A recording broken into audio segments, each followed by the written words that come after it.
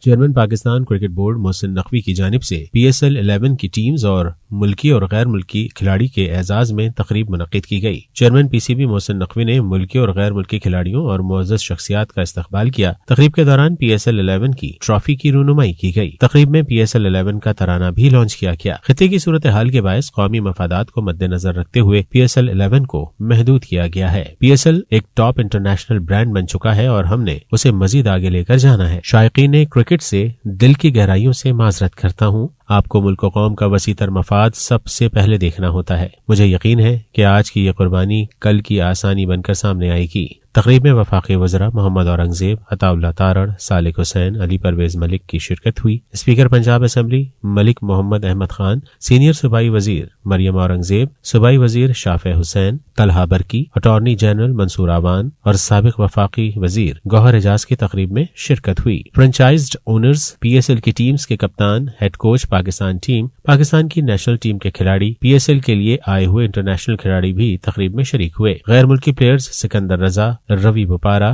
تبریز شمسی، ٹم پنے، جوش، مائک اسمتھ، برینڈن ولسن اور سڈلا اور دیگر غیر ملکی پلیئرز کی تقریب میں شرکت ہوئی۔